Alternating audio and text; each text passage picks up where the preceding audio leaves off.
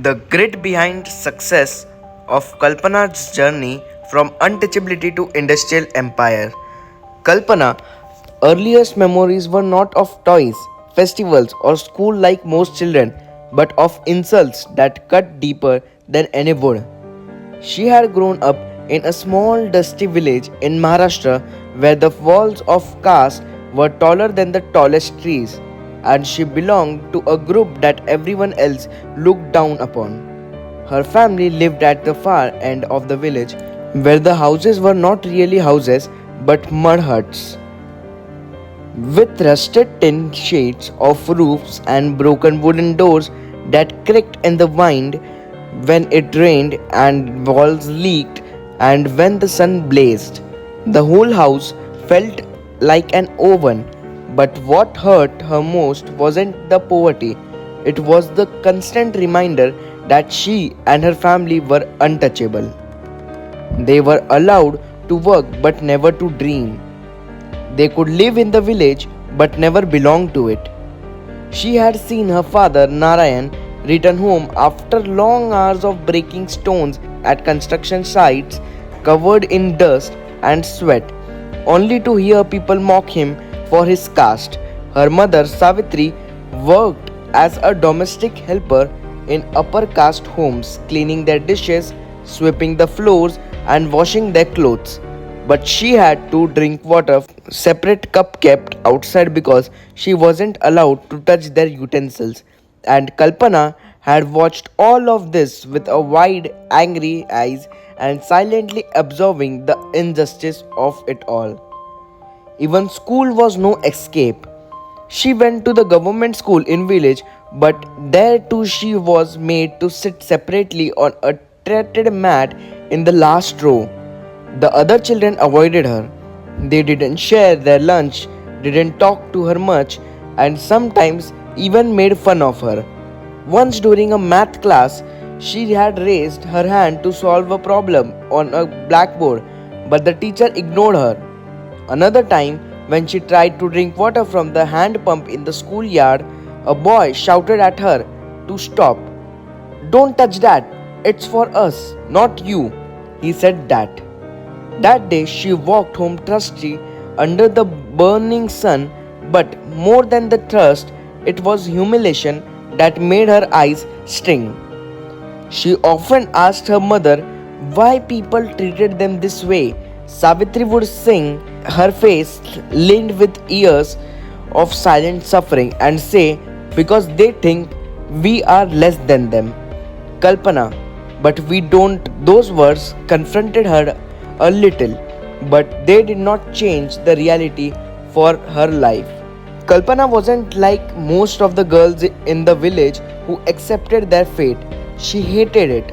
She hated being told what she could or couldn't do just because of her caste. She hated being invisible in school, unwanted at festival, and unworthy in the eyes of others. And deep inside, she made a silent promise to herself this would not be her life forever. One day, she would get out of his cage. One day, she would build a life where no one could look down on her or her family. She didn't know how or when, but she knew it will. The determination grew stronger when she was 12. It was during a temple festival. The whole village was buzzing with excitement. Children were running around the streets, drums were beating, and the smell of incense filled the air. Kalpana too wanted to join the celebration.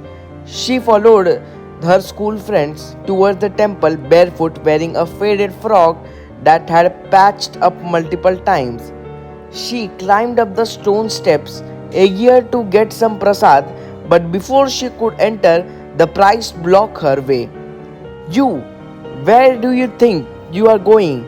he barked. She froze, confused.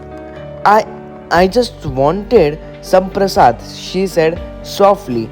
The priest's face twisted with disgust. The priest told, "Get out. This is no place for people like you." The words hit her like a slap. Everyone nearby turned to look at her. Some whispered, some giggled.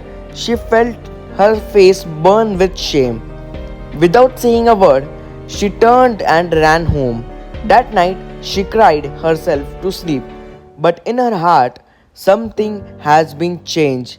That humiliation didn't break her, it lit a fire inside her. One day, she whispered to herself in the dark, "But I will build something so big, so powerful, that people like him will have to bow their heads towards me." As she grew older, she began helping her mother with her work after school. She washed dishes, swept floors, and carried heavy buckets of water. One afternoon, while scrubbing plates in wealthy woman's house, she noticed the woman's daughter wearing a beautiful pink frock. Kalpana couldn't stop staring at it. The woman noticed her gaze and said it with a smirk, "Do you like it? It cost more than your father makes in a month." Those words stung, but inside of feeling small, Kalpana had an idea. If she couldn't afford such clothes, maybe she could make them. That night, she told her mother, "Mama, can we buy some cloth scrap? I want to try sewing." Savitri laughed sadly. "With what money, Kalpana?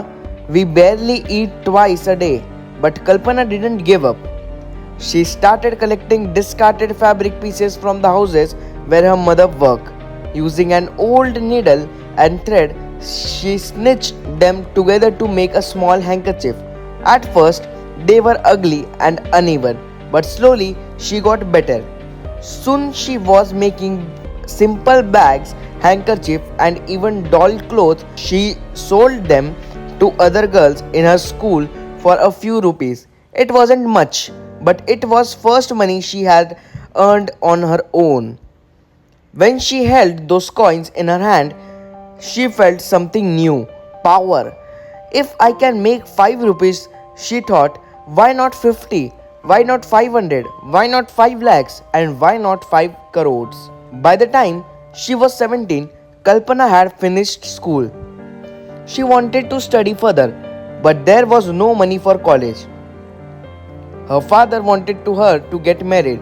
"At least you will have some security," he said. But Kalpana refused. "No," she said firmly. "I wanted to work. I want to build something." Her father slapped the table.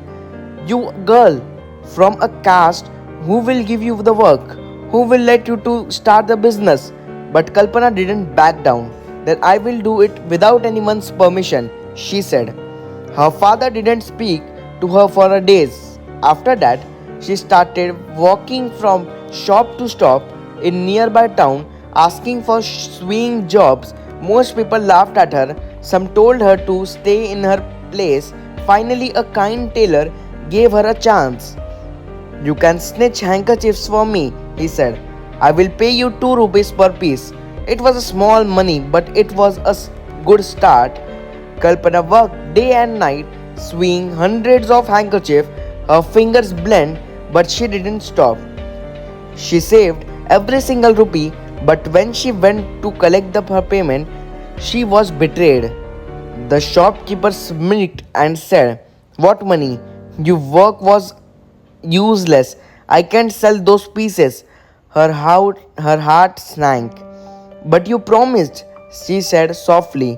"Go complain if you want," he said with a shrug. "Who will listen you?"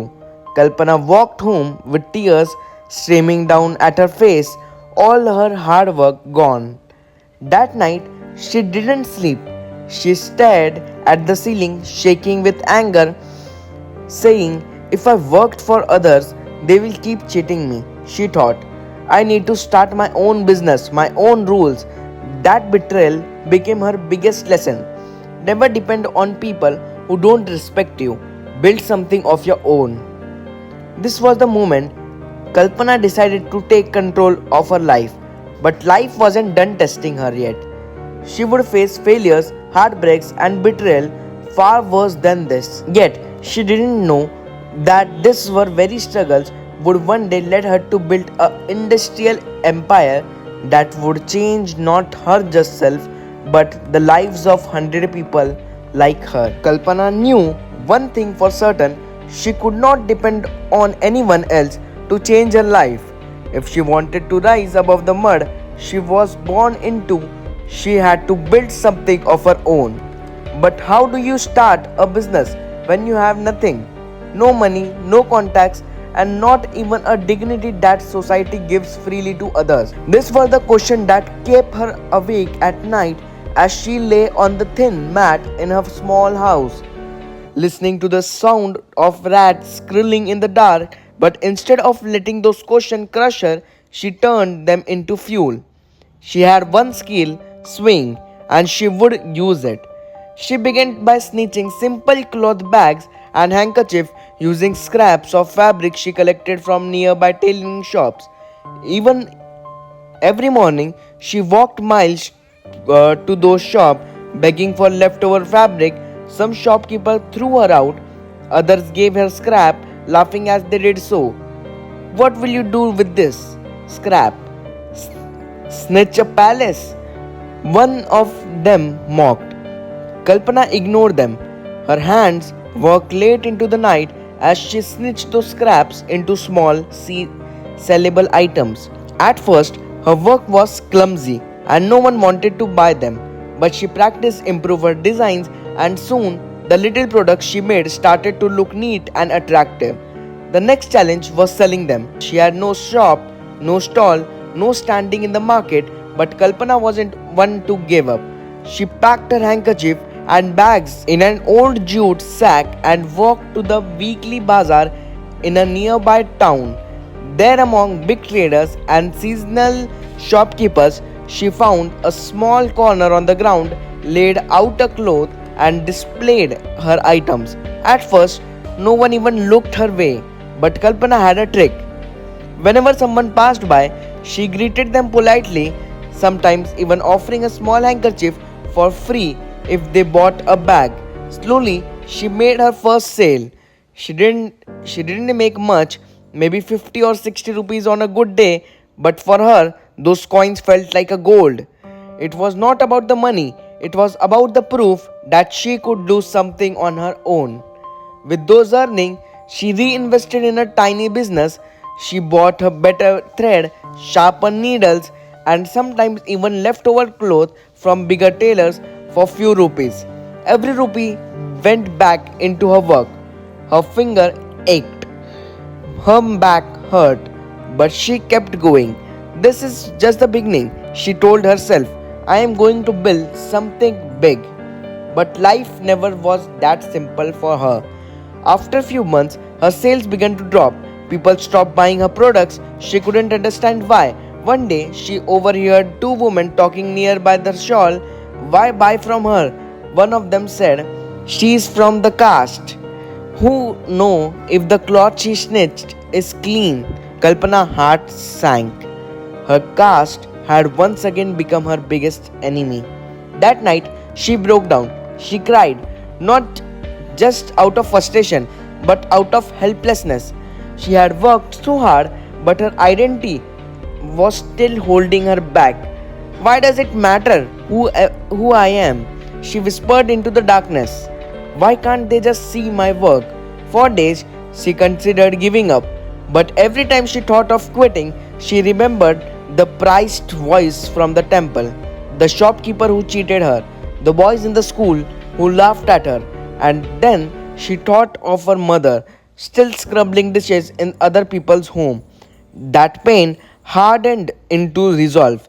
If they wouldn't buy because of who am I, she decided that I will make something so good that they will have no choice but to buy it.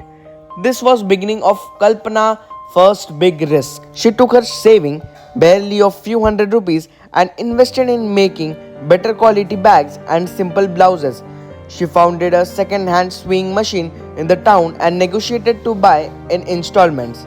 It was old and rusty, but to her it felt like a treasure. With the machine, her productivity increased. She could make more items in less time and quality improved too. Then came her first clever business move. She decided to stop selling in the market, instead approach a small shops directly. If people won't buy from me because of who I am, she reasoned, then they don't need to know who I am at all. My products can speak for myself.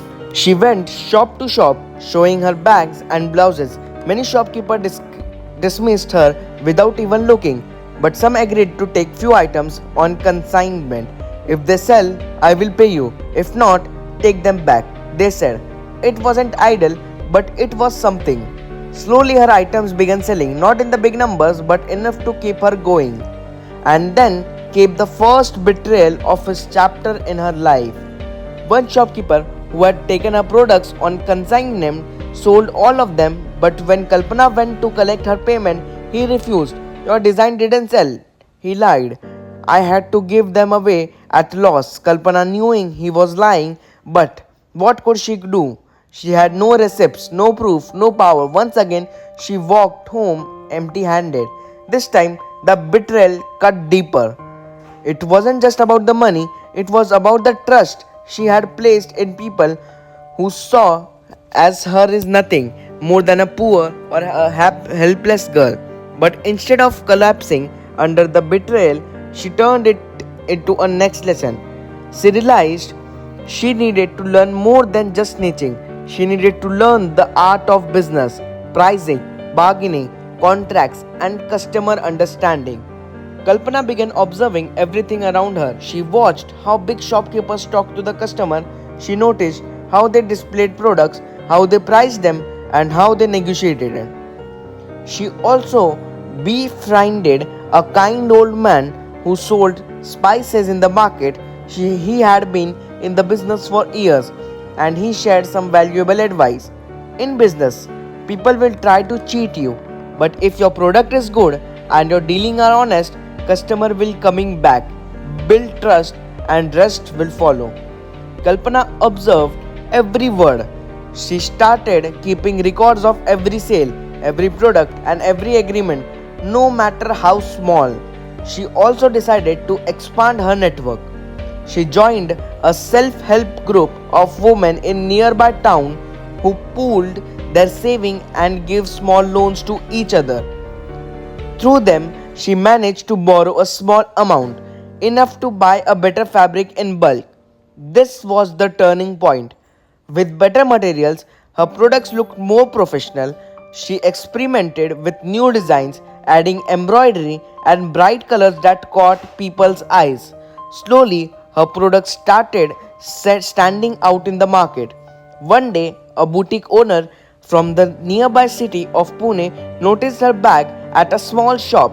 He loved the craftsmanship and asked to meet the maker. When Kalpana walked in, nervous and unsure, he was surprised to see such talent from a young girl in a small village. He placed his first big order of 50 embroidery bags. Kalpana couldn't believe it. This was her first large order and her chance to prove herself. She worked day and night, skipping meals, ignoring her aching back, and making sure every single bag was perfect.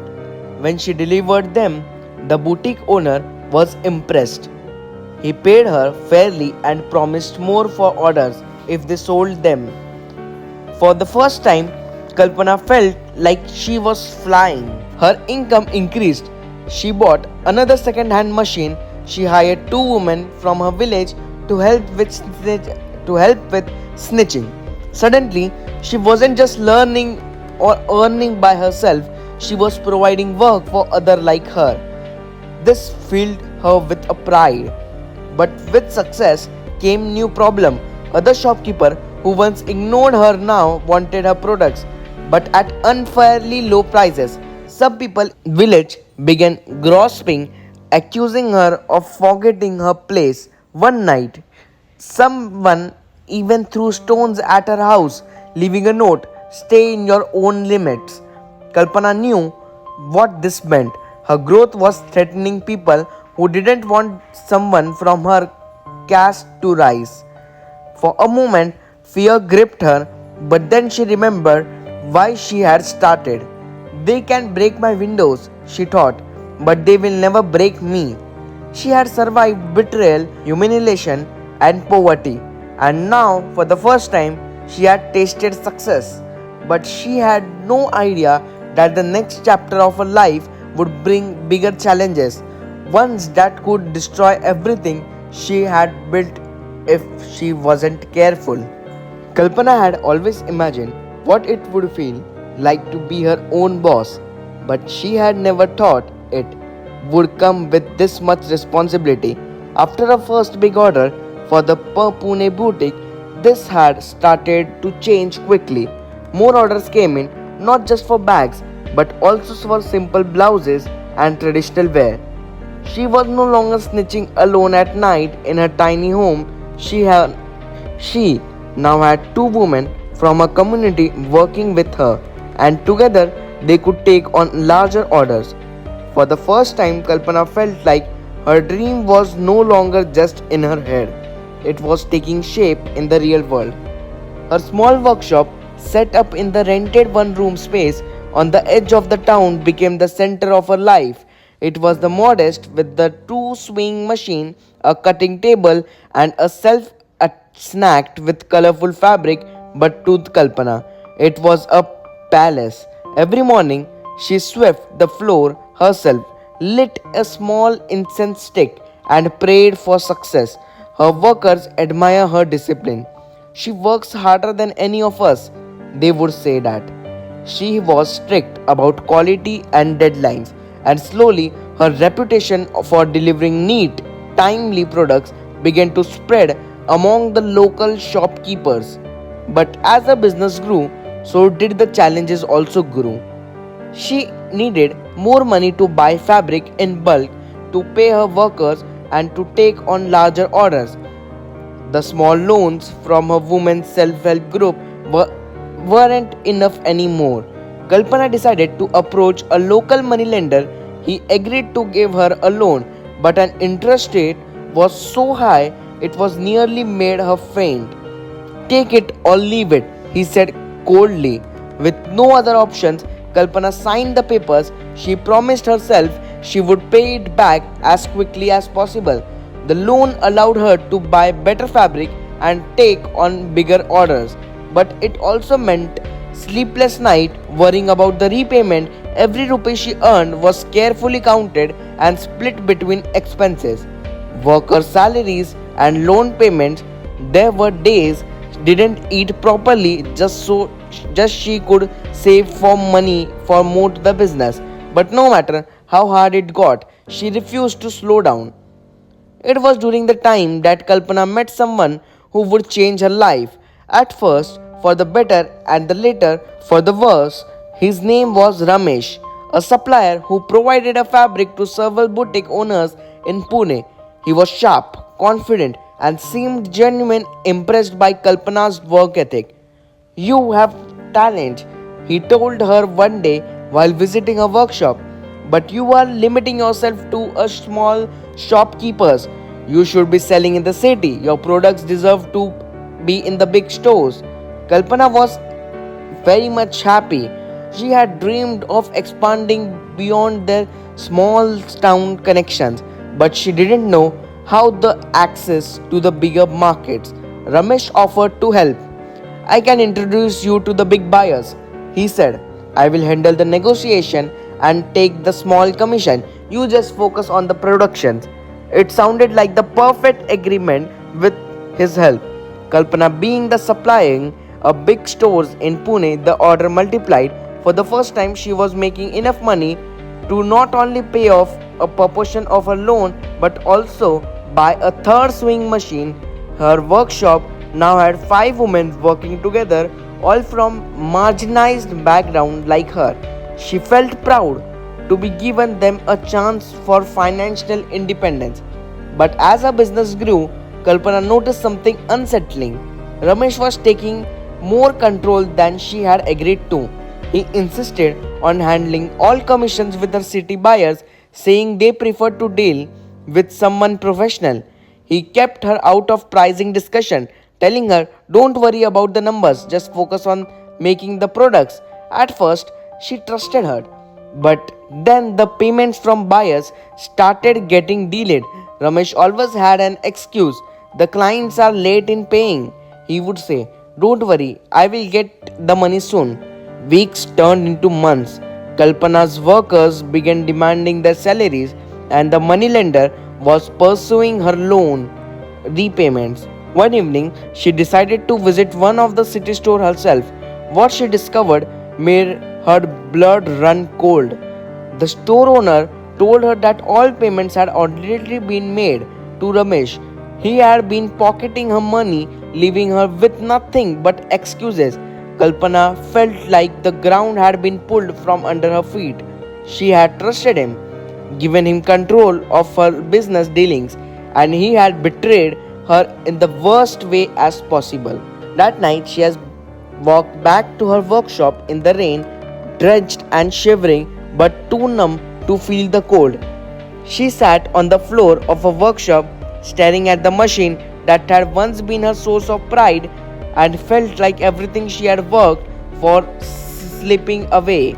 The moneylender threats echoed in her mind. Her workers' disappointed faces haunted her. For a moment, she thought about giving up, but then she remembered her younger self, the girl who thrown out the temple, the girl who promised herself she would rise above all this. No, she whispered through her tears. This is not how the story ends. The next morning, Kalpana confronted Ramesh. He tried to deny it all first, but when she threatened to go to the police, he panicked. Fearing exposure, he returned a portion of stolen money, though it was far less than what he owned. It wasn't enough to clear her debts, but it was enough to keep her business going, and it saved business from collapsing. This betrayal taught Kalpana another harsh but valuable lesson. In business, trust must be earned, not given blindly. She decided from that day on she would handle all the dealing herself, no middleman, no promises. With whatever little money she managed to recover, Kalpana started over. She reached out directly to city buyers, traveling long hours on crowded buses, often waiting outside their offices for hours just to get few minutes of their time. Many refused to meet her. Some laughed at her when they learned where she came from, but a few admired her determination and gave her small orders. Slowly, she rebuilt her client base, this time on her own terms. She kept detailed records of every transaction, set payment timelines, and refused to let anyone to exploit her again. Her business began to stabilize, but Kalpana knew she needed to do something big if she wanted to truly break free from the cycle of small orders and endless debt. It was during one of her trips to Pune that she saw an advertisement for a government scheming offers to loan to the women entrepreneurs. The idea of taking another loan terrified her, but she realized that this was the chance to expand. After days of preparing documents and standing in the long line at the bank, she secured a small loan. With this money, she rented a larger space for her workshop, bought two new machines, and hired five women more. She also registered her business under brand name of Kalpana Creations. It was simple but powerful. Her name on every product she made. Kalpana Creation quickly gained a reputation for quality and reliability. Bigger orders started coming in, not just from the Pune but also from the Mumbai. Her monthly revenue grew steadily. For the first time, she was not just surviving, she was growing. But success attracts envy, and soon she became the target of competitors who didn't like seeing a woman from her background rise so quickly. They spread rumors that she was using cheap materials. Some even tried to poach her workers by offering them higher wages. Kalpana fought back by focusing on what she did best, delivering high quality products on time and treating her workers like family. If they stay loyal to me, no one can take them away, she told herself. By the end of the year, Kalpana had cleared her high interest loan with the moneylender and repaid most of her bank loan. She finally felt like she could breathe. But just as things were looking up, a new opportunity came her way. one that could change her life forever. A large Mumbai based retail chain approached her with a proposal. They wanted her to supply garments for the store across Maharashtra. It was massive orders, bigger than anything she had ever handled. Completing it would require doubling the production capacity and hiring more workers. It was risky, but it could take her business at a new whole level. Kalpana stood in a workshop late one night, staring at the machine, waiting at the decision. If she said yes and failed, she could lose everything. But if she succeeded, she could finally step out of the shadows of small town businesses and into the world of big industries. After hours of thinking, she made her choice. I didn't come here this far to stay small, she whispered. I am ready for this. What Kalpana didn't know was the decision would push her into the most challenging phase of her life yet. One filled with new enemies, high stakes risks, and the choices that would test her courage as never before. Kalpana had no idea how life changing the decision to take on the massive Mumbai retail order would be. It wasn't just a business opportunity, it was a battlefield. This was no longer about surviving a small town tailor, this was about competing with established manufacturer, meeting corporate deadlines, and providing she could deliver on a scale that she has attempted before. She need more machine, more fabric, and more workers, all of which all of which required money she didn't have. Banks turned her down, too risky they said, but Kalpana wasn't someone who backed down. She mortgaged her family's one piece of land, the same land her father had clung for to the decades. At first, he ragged her, you will lose everything. But when he saw her resolve, his anger melted. If you believe in this, he said quietly, then do it. With the funds secured, she rented a larger space and turned it into a small factory. She hired 30 women, many from communities like hers, women who had been told their places was in the kitchens, not workplace. Kalpana trained them herself, teaching them not just how to sew but how to believe themselves. We are not workers, she told. We are the creators. We are building something bigger than ourselves. The days that followed her were brutal. Orders piled up, machines broke down, some workers quit under the pressure. Kalpana worked 18 hours daily and eating little, sleeping on the factory floor when needed. Her hands blistered again, her back ached, but she didn't slow down. Then came then came a support. A shipment of fabric arrived, cheap, low quality material that could ruin her entire order. She knew it wasn't a mistake. Competitors were trying to destroy her. For a night, she sat in the empty factory, her head in her hands, fighting the fear of losing everything. But Kalpana wasn't that powerless girl anymore.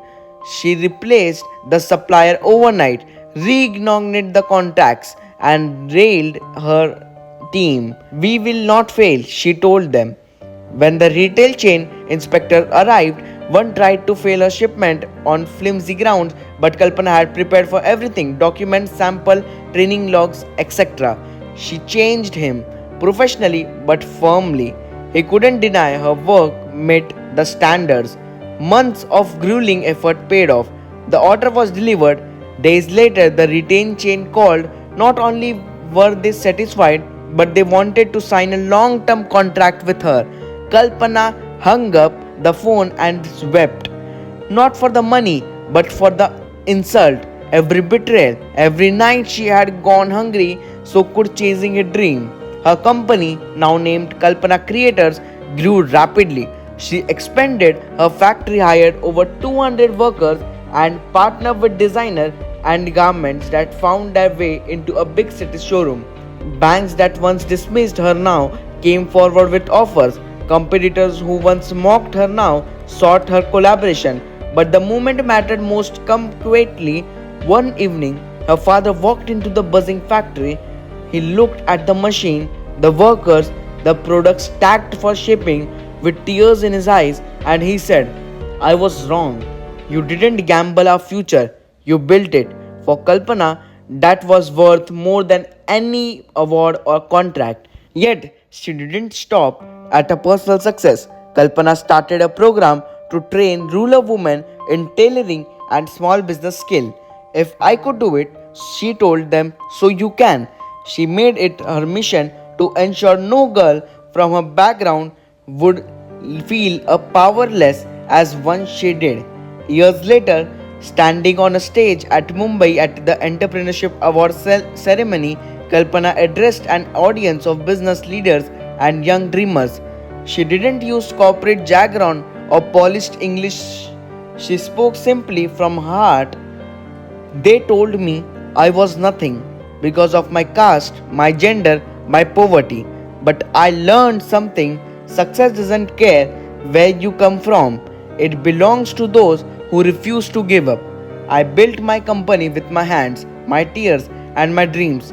If I can do it, so can you. The hall erupted in applause, but from the Kalpana, the real applause came from the women whose lives she had changed, from the families she had fed, from the younger version of herself who once sat outside of the temple denied even a piece of prasad. Kalpana's journey from mud huts to a business empire wasn't just a story of entrepreneurship, it was a story of breaking chains of caste, of poverty, of fear.